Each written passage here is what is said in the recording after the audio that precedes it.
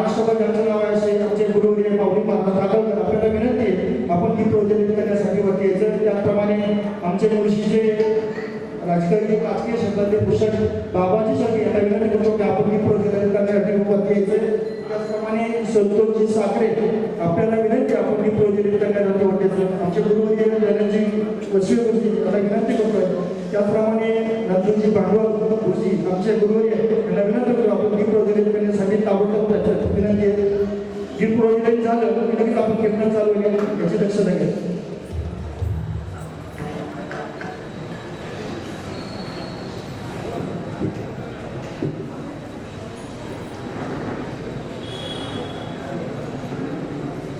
त्याचप्रमाणे बाळासाहेब नारायण झांजरे आणि भाऊजी केंद्राने आपल्याला विनंती आपण दीप प्रज्वलित करण्यासाठी यायचे.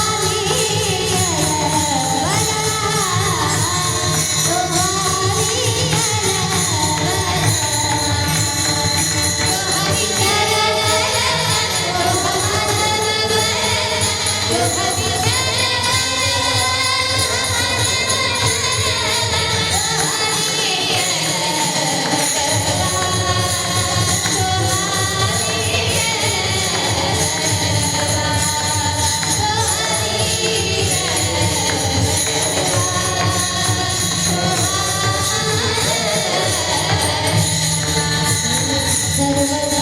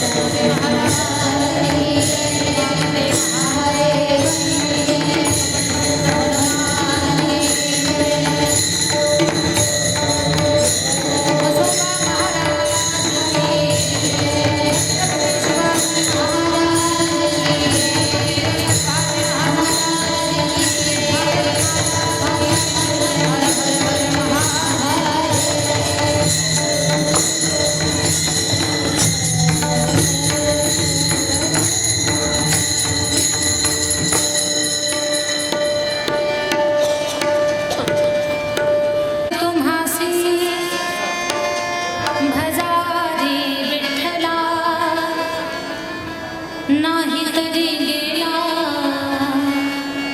जन्म वाया करिता घरोघरी दुरावसे दुरी भवाची पुरी वाहवसी काही न लगे का भावाचे कारण तुका म्हणे आला विठोबा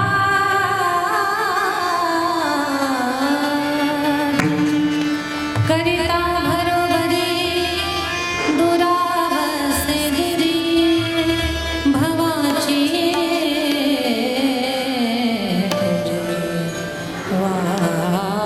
वाहवसे विठ्ठल विठ्ठल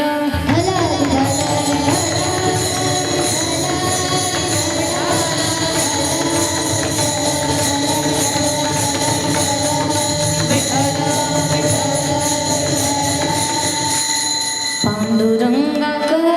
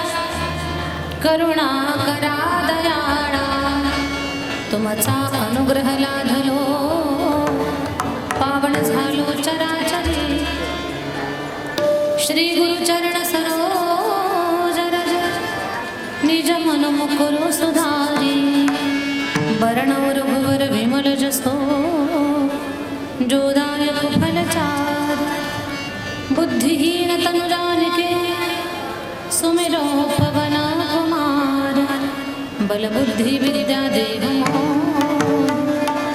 हरहु कलेश विकार जयांचे केले स्मरण होय सकळ विद्येचे चरण तीच बंधू श्री चरण श्री गुरूंचे नमस्कार आता विठ्ठल विठ्ठल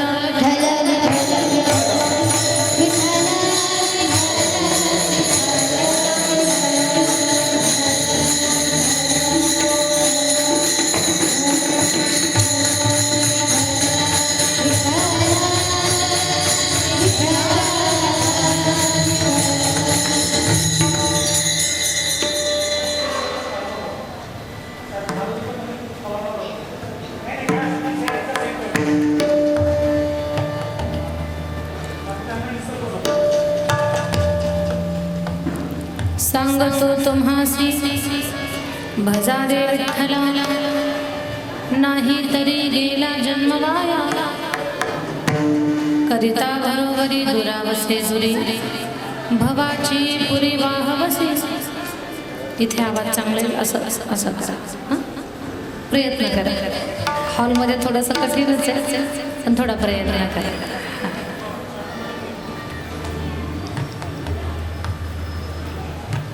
प्रस्तुत प्रसंगी कीर्तन रूपी सेवेसाठी निवडलेला अभंग महान भगवत भक्त श्रीमंत संत जगद्गुरु तुकोबारायांचा 3 चरणाचा फार सुंदर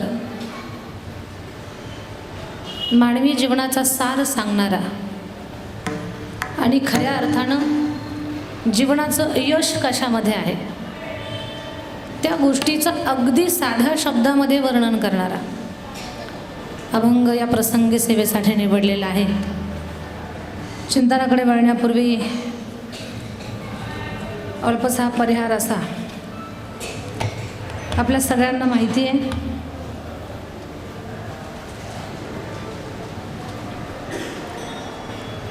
की आज आपण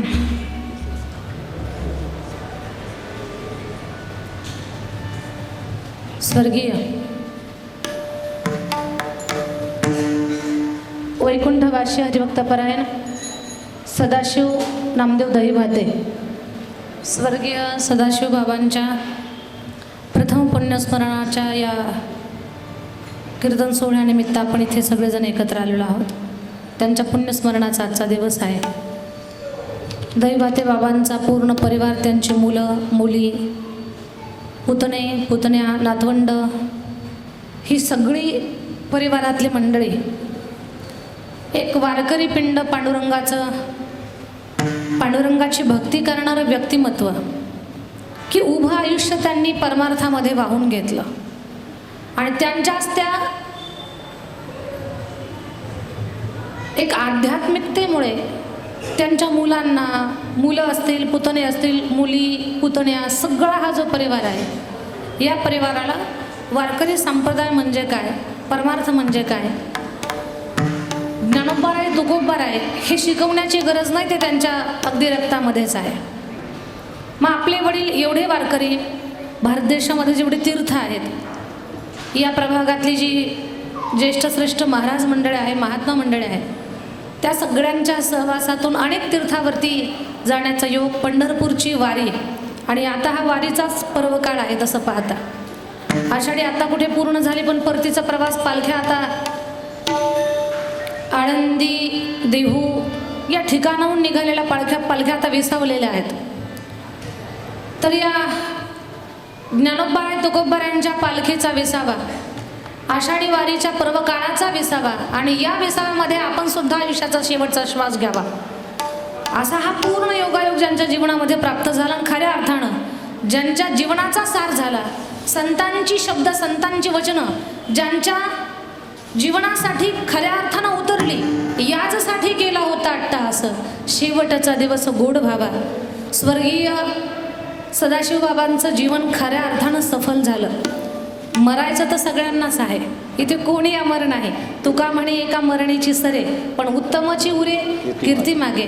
आज सदाशिव बाबांचा सगळा मित्रपरिवार, ज्या ज्या महाराज मंडळीच्या, महात्मा मंडळीच्या सानिध्यामध्ये ते होते, त्या सगळ्या लोकांच्या आज स्मृतीमध्ये आहे की एक आपल्यातलं चालतं बोलतं, सगळ्यांसाठी धडपड करणारं, परमार्थासाठी वाहून घेणारं, ज्ञानोबाराय तुकोबारायांच्या तत्वाला जपणारं आणि त्या तत्वांसाठी स्वतःला पूर्ण समर्पित करणारं असं एक व्यक्तिमत्व माऊली स्वरूप, माऊलीमध्ये लीन झालं, पांडुरंगात विलीन झालं.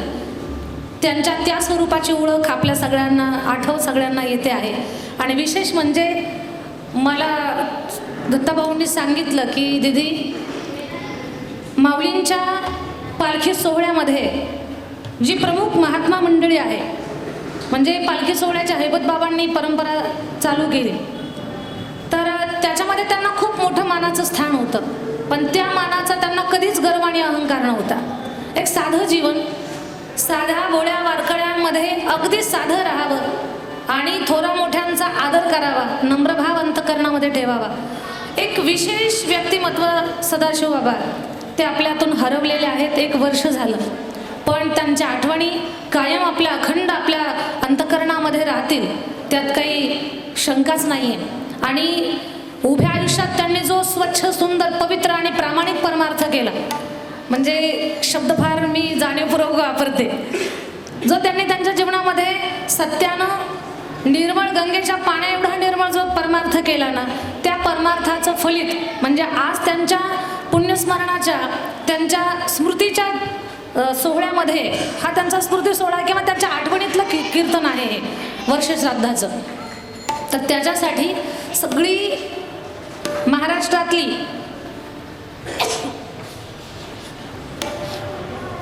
बंद करतात, कमी करायचं का? बंदच करा. महाराष्ट्रातली सगळी दिग्गज मंडळी इथे जमा होते. आणि विशेष म्हणजे दत्ताभाऊंचं नेहमीच एक धडपड असते की दीदींना आपल्या भागामध्ये आपण घेऊन येऊ. त्यांच्या गावामध्ये मला 2-4 वेळा त्यांनी कीर्तनासाठी बोलावलं, त्यांच्या पंचक्रोशीमध्ये बोलावलं. आणि त्यांची एकच तळमळ की खरं तर खूप मोठी महाराज मंडळी आणि आमच्याहीपेक्षा ज्ञानानं, वयानं, अधिकारानं मोठी महात्मा मंडळी त्यांच्या त्यांच्या अगदी ही सगळी मंडळी त्यांच्या सहवासामध्ये आहे. पण एवढं असताना सुद्धा अगदी बहिणीसारखी माया आमच्यावरती करणारे आणि नेहमीच आम्हाला कुठल्या ना कुठल्या कारणानं इकडे कीर्तनासाठी निमंत्रित करणारे दत्ताभाऊ म्हणजे स्वर्गीय बाबांचे ते सुपुत्र आहेत. तर त्यांनी मला इथे कीर्तनासाठी बोलावलं. इथे या कार्यक्रमाचं फार गोड असं नियोजन केलेलं आहे. आपल्याकडे ही खूप दिग्गज मंडळी आहे. मी तर नेहमीच स्वतःचं भाग्य समजते सावळे दादा की ही सगळी मंडळी दत्ताभाऊंच्या माध्यमातून आम्हाला जेव्हा कीर्तनाच्या साथीसाठी मिळतात ना, तेव्हा आम्हाला असं वाटतं की आमचं भाग्य आहे म्हणून. आदरणीय ज्येष्ठ तबल्याची फार गोड अशी साथ देणारे आणि विशेष त्यांचं कौतुक म्हणजे खरं तर माझी वाणी आणि माझं वय लहान आहे त्यांचं कौतुक करण्यासाठी. तर स्वर्गीय गानसम्राज्ञी साक्षात सरस्वती स्वरूपा लता दिदी मंगेशकरांना ज्यांनी एका रेकॉर्डिंगमध्ये तबल्याची साथ केली होती अशी विशेष वसवे महाराज, धनंजयजी महाराज वसवे हे आम्हाला तबल्याच्या साथीसाठी आहेत. म्हणजे लता दिदींना तर प्रत्यक्ष आम्ही डोळ्याने नाही पाहिलं, पण ज्या डोळ्यांनी लता दिदींना पाहिलं त्यांना आम्ही पाहतोय. तर ही आमच्यासाठी खूप मोठी भाग्याची गोष्ट आहे.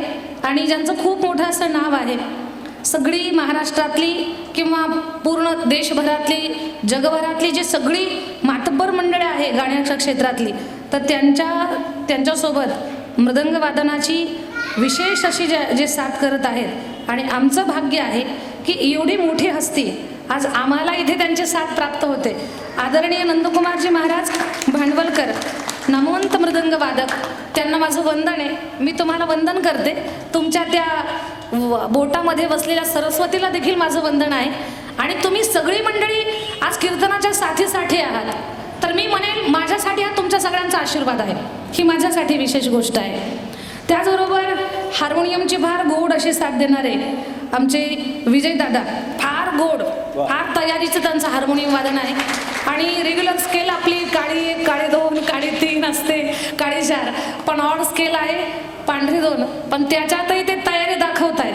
म्हणजे ही विशेष कौतुकाची गोष्ट. आमच्या विजयदादांसाठी सुद्धा टाळी झाली पाहिजे. आदरणीय हरिभक्तपरायण प्रभाकर महाराज थरकुडे आहेत. आदरणीय बाबाजी महाराज शेळके आहेत. रामचंद्र महाराज, आदरणीय रामचंद्रजी महाराज आहेत. हरिभक्तपरायण माऊली महाराज टाकळकर गुरुजी, हरिभक्तपरायण बाळासाहेब महाराज झांजरे आहेत. सगळ्यांच्या चरणावर माझं वंदन आहे. माझं अज्ञान आहे की मला सगळ्यांची नावं आणि नावं माहिती नाही आहेत. लिंबराज महाराज, निमलाज महाराज देवस्थानचे ते सर्व आहेत, बाळासाहेब बाबा. त्याचबरोबर हरिभक्तपरायण वैकुंठवासी नारायणराव महाराज झांजळे यांनी आळंदी देवस्थानाची स्कीम केली असे श्रीमान लिंबराज महाराज ना, थोडं कन्फ्यूज होतं बरं, मला समजून घ्या. आदरणीय लिंबराज महाराज देवस्थानची सेवा ही सगळी मंडळी, सगळ्यांच्या चरणावर माझं सादर वंदन आहे, सप्रेम जयारी आहे.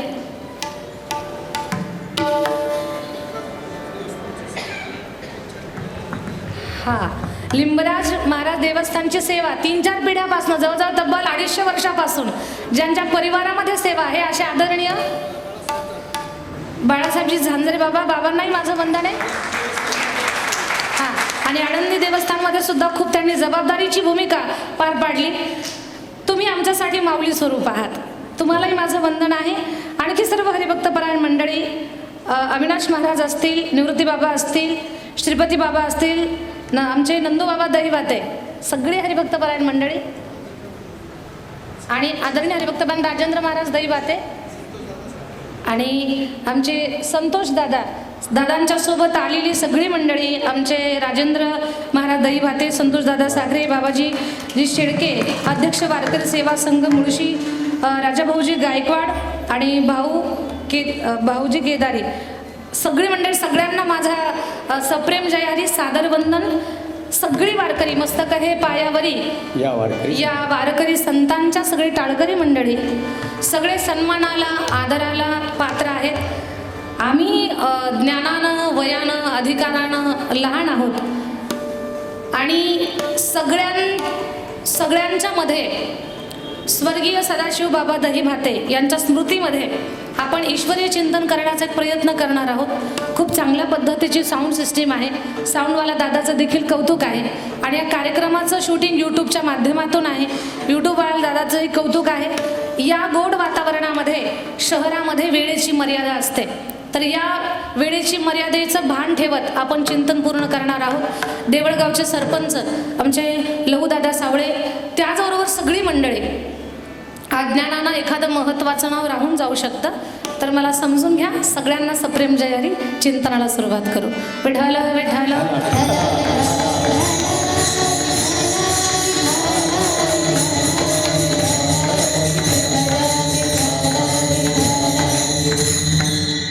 बीड जिल्ह्यामध्ये गेवराई तालुक्यात चकलंबा हे माझं गाव आहे. जिल्हा बीड आहे आम्हाला. आमचे हिंजवडीचे साखरे दादा अगदी आम्हाला छोटी बहीण मानतात त्यांची, आणि वसवे दादांना मला सांगायला आवडेल, महिना 15 दिवसाला पूर्ण परिवाराचा फोन असतो, दीदी कशा आहात, आता कधीतरी या इकडे, किंवा इकडे आल्यानंतर घरी येऊन जा. तर ही खरंच या बाबतीमध्ये कधी कधी आम्ही स्वतःला भाग्यवान समजतो की एवढी सगळी संप्रदायामध्ये माणुसकीच्या स्तरावरती ज्येष्ठ श्रेष्ठ असणारी माणसं आपल्यावरती माया करतात. तर सगळ्यांना सांगायला आवडेल मला, बीड जिल्ह्यामध्ये चकलंबा आमचं गाव आहे. त्या गावामध्ये 1100 वर्षापूर्वीचं देवस्थान आहे श्री सद्गुरू कल्याण स्वामी महाराजांचं. आदरणीय दादा, तुम्हाला देखील मला सांगायला आवडेल, कल्याण स्वामी महाराजांची संजीवन समाधी आहे. त्या समाधीची सेवा परंपरेनं आमच्या परिवारात आहे. संप्रदायात आमची 11वी-12वी पिढी आहे, आणि त्या जुनं संस्थान आहे ते. त्या संस्थानच्या अंतर्गत मागच्या 16 वर्षापासनं मी मराठवाड्यातली पहिली मुलींची वारकरी शिक्षण संस्था ज्ञानोबरायांच्या कृपेनं काढण्याचं धाडस केलं. ज्या भागामध्ये पाण्याचाही खूप मोठा प्रश्न आहे, ऊसतोड कामगारांचा आमचा पूर्ण भाग, तर त्या भागात मुलींची वारकरी शिक्षण संस्था चालू केली. एका मुलीपासून संस्था चालू केली. आज 250 मुली आपल्याकडे कीर्तनाचा अभ्यास करतात. खूप मुली कथाकार, कीर्तनकार होऊन संप्रदायामध्ये यशस्वी सेवा करतात. ज्ञानोबरायांच्या आशीर्वादानं त्यांचा खूप चांगला प्रवास चालू आहे. महाराष्ट्रात युवा कथाकार, कीर्तनकारामध्ये सध्या चांगला प्रवास कुणाचा चालू असेल तर माझ्या अनुभवानं, माझ्या माहितीनं, आणि लोकांचे जे आम्हाला फोन येतात की तिथे तुमच्या विद्यार्थ्यांनी तर खूप चांगली कथा केली, चांगलं कीर्तन केलं, तर बऱ्यापैकी खूप चांगला प्रवास लेकरांचा चालू आहे. आणि या विद्यार्थिनीसुद्धा आपल्याकडे शिकत आहेत. सध्या खूप गुणी लेकर आहेत. यांचा आवाज, यांची गायकी आपण ऐकता. आपल्याकडे मुली मृदंग वाजवतात, मुली गायन करतात, मुली कथा, 18 पुराणांच्या कथा देखील शिकतात, आणि कीर्तन. म्हणजे जे शक्य आहे ते सगळं माऊली करून घेतात. हे कोणी मी करणारी नाही आहे, हे सगळं माऊली करून घेतात. जर हे मी बोलले की हे मी करते तर लागण्याची शक्यता आहे, म्हणून ते मी नाही करत, माऊलीच करून घेतात. माझी योग्यता नसताना, माझी पात्रता नसताना माऊलीने एवढं सगळं करून घेतलं, तर हे सेवा कार्य जोपर्यंत माऊलींची इच्छा आहे तोपर्यंत माऊली करून घेतील माझ्याकडनं. असं पुढे मी ओघानं या सगळ्या गोष्टी सांगणारच आहे. तर इथे आम्हाला दत्ताभाऊंच्या माध्यमातून, दहिवाते परिवाराच्या माध्यमातून येण्याचा योग आला. अभंगावर चिंतन करण्याचा प्रयत्न करणार आहे. जे कीर्तनाचा जो प्रसंग आहे तो वडिलांची आठव आहे, स्मृती आहे, पुण्यस्मरण आहे. खरं तर दैवाते परिवारासाठी आजचा हा जो दिवस आहे ना, हा दुःखाची आठवण घेऊन येणार आहे. असं कधी कोणाला वाटत नसतं की आपल्या घरातलं कोणी आपल्याला कायमचं सोडून जावं, असं कधी कोणाला वाटत नसतं. आणि जेव्हा आपल्या हक्काची माणसं आपल्याला सोडून जातात ना, त्यावेळेला जे भयंकर दुःख आपल्याला होतं ते मांडण्यासाठी शब्द नसतात. पण भगवद्गीतेच्या माध्यमातून भगवान परमात्मा आपल्या सगळ्यांचं सांत्वन करतात. म्हणजे भगवंताचे सुद्धा खूप मोठे उपकार आहेत आपल्यावरती. आपल्याला तारण्यासाठीच भगवद्गीता आहे, आपल्याला समजावण्यासाठी भगवद्गीता आहे, आपल्याला सक्षम बनवण्यासाठी भगवद्गीता आहे, आपल्या विचाराला पुष्ट करण्यासाठी भगवद्गीता आहे. भगवद्गीता म्हणजे माणसाच्या जीवनाचा पूर्ण सार आहे. एक योग्य माणूस, एक सार्थ व्यक्तिमत्व जर घडवायचं असेल, बनवायचं असेल, तर त्यानं, त्या व्यक्तीनं गीतेला शरण जावं. आणि जो जीव भगवद्गीतेला शरण जातो ना, तर खऱ्या अर्थानं त्याच्यातला अर्जुन साकारत असतो. तो व्यक्ती अर्जुनाच्या रूपामध्ये साकारतो. तर एवढंच मला सांगायचं आहे की भगवद्गीतेच्या माध्यमातून भगवान परमात्मा आपलं सांत्वन करतात की बाबा रे, ज्याचा जन्म झालेला तो मृत्यूला प्राप्त होणारच आहे. पण हे बोलायला जेवढं आपल्याला सहज सोपं वाटतंय आणि ऐकायला जेवढं सहज वाटतंय, जेव्हा परिस्थिती आपल्या समोर उभी राहते ना, तेव्हा माणसं ही हळवी होत असतात. आणि त्या दुःखाला सामोरं जात असताना अगदी ती स्थिती जी असते, ती स्थिती सगळं ऐकतो आपण, आपल्याला हे समजत असतं, पण फेस करणं फार कठीण असतं, त्याला तोंड देणं कठीण असतं. त्याच्यामध्ये आपल्या परिवारात आपल्या डोक्यावरचं पितृछत्र हरवणं म्हणजे आभाळ फाटल्यासारखी स्थिती. वडील म्हणजे आपल्या जीवनातला आधारवड आहे. वडील म्हणजे एक भक्कम भिंत आहे, बुलंद दरवाजा आहे. आपली हक्काची माणसं जेव्हा आपल्याला सोडून जातात ना, तेव्हा जिंकलेली लढाई आपण हरलोय अशी आपली स्थिती असते. सगळं असतं. आजही दैवाते परिवारामध्ये सर्व काही आहे. आई वडिलांच्या कृपा आशीर्वादानं परिस्थिती चांगली आहे, मित्रपरिवार चांगला आहे, संप्रदायाचा स्नेह सुद्धा मिळतो आहे, सगळं आहे. पण या सगळ्या गोष्टीमध्ये आपले वडील हरवलेले आहेत, हे दुःख त्यांच्या अंतःकरणामध्ये ती सल आहे. खरं पाहता या कीर्तनाच्या माध्यमातून मी बऱ्यापैकी आपल्या जीवनामध्ये वडिलांचं किती मोलाचं स्थान आहे ते मांडण्याचा प्रयत्न करणार आहे. कारण वडिलांच्या आठवणीतलं हे कीर्तन आहे. आपल्या जीवनामध्ये वडिलांची भूमिका किती महत्त्वाची आहे ते मी मांडण्याचा प्रयत्न करणार आहे.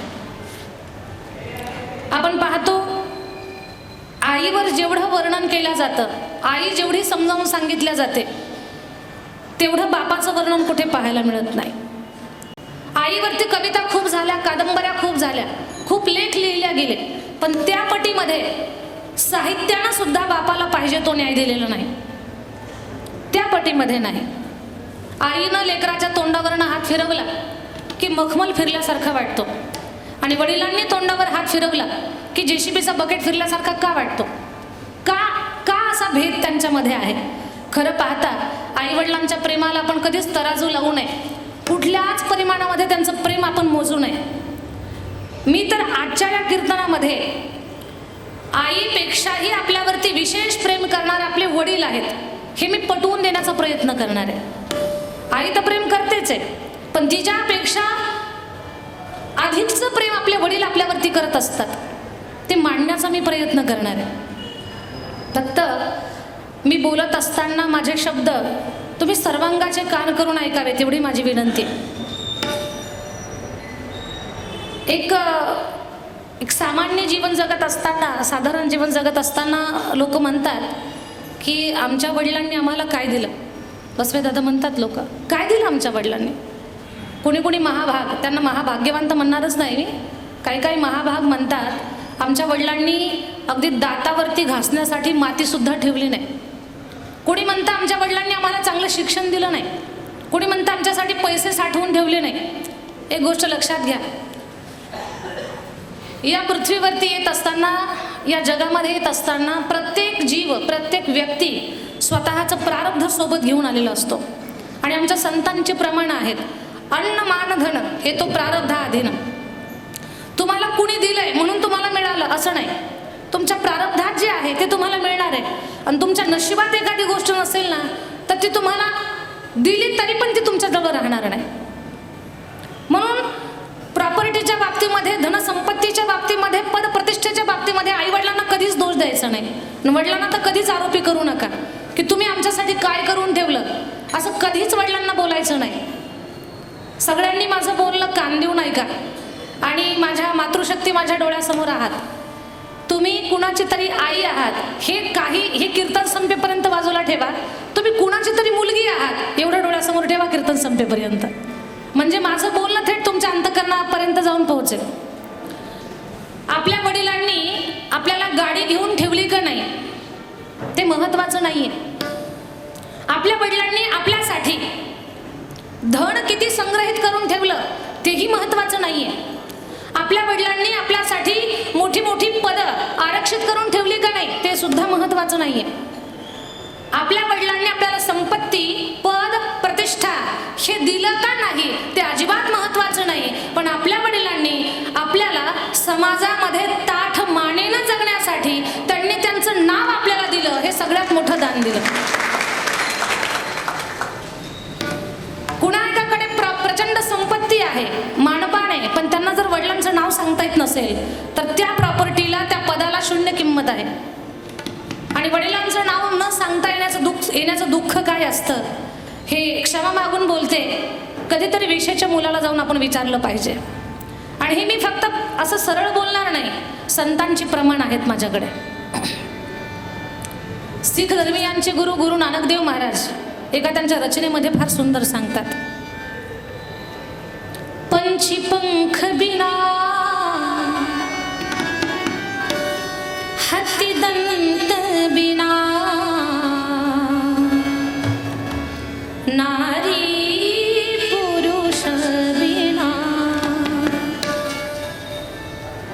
पंछी पंख बिना हाथी दंत बिना नारी पुरुष बिना. वेशा पुत्र पिता विनहीना. वेशा पुत्र जय हो पिता विनहीना. वैसे प्राणी भजन बिना सुमिरन कर रे, सुमिरन कर रे, सुमिरन कर रे मेरे मना तेरी बीती उमर हरे नाम बिना रे. बीती उमर हरे नाम बिना रे. सुमिरन कर रे मेरे मना रे.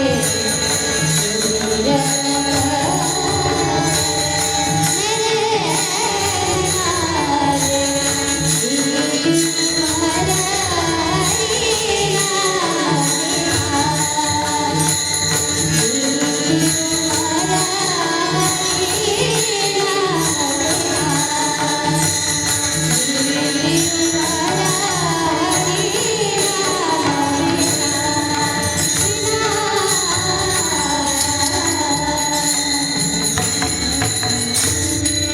वेशा पुत्र पिता विनहीना. सुमिरन करले मेरे मना.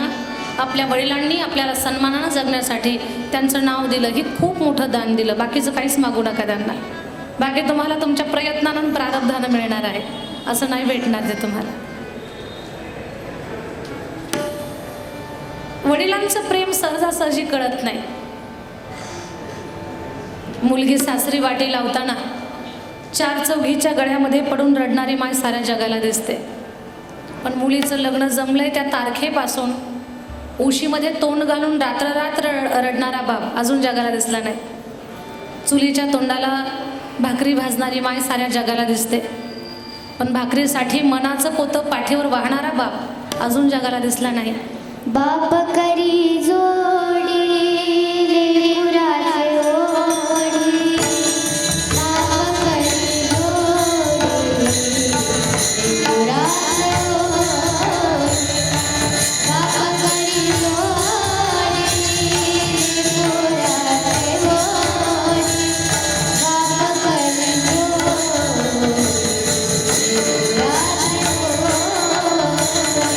लेकराची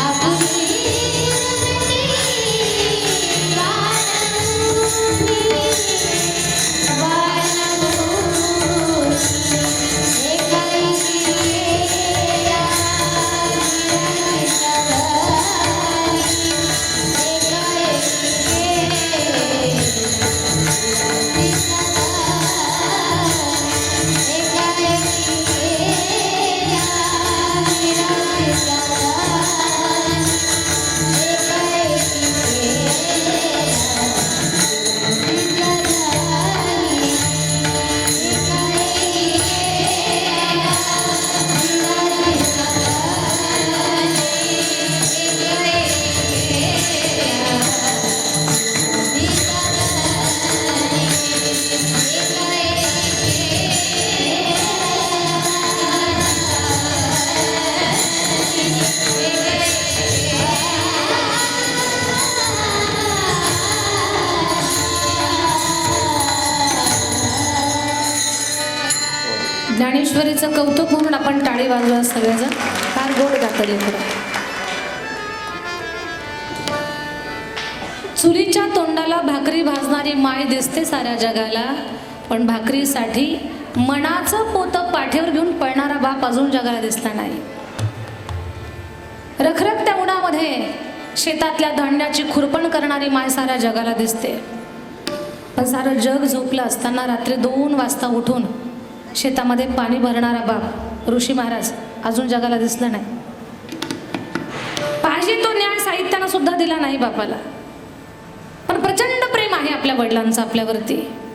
वडील आहेत तोपर्यंत किती लोकांना कळतात हा ज्याच्या त्याच्या पुण्याईचा भाग आहे, पण ते गेले ना प्रकर्षानं आपल्याला जाणीव होते. एक आधार संपल्यासारखं वाटतो माणसाला. भलेही आपण स्टेबल झालेलो आहोत, आपण स्वतः मजबूत झालो आहोत, तरीही एक वडील असणं म्हणजे एक वेगळं वलय आहे, वेगळा भाग आहे. आईपेक्षाही जास्त प्रेम आपल्यावरती करणारे आपले वडील असतात, फक्त ते दिसत नाही आपल्याला, ते दाखवत नाहीत कधी. आणि माझं बोलणं कदाचित तुम्हाला असं वाटेल की ताई तुम्ही असं काय बोलता, मी पटवून देईल तुम्हाला की आपल्या वडिलांचं आपल्यावरती किती विशेष प्रेम आहे. हे सांगण्यासाठी मला तुम्हाला थोडंसं रामायणाकडे घेऊन जावं लागणार आहे. रामायणातला प्रसंग आहे. मर्यादा पुरुषोत्तम राघवेंद्र सरकारांना 14 वर्षाचा वनवास मिळाला.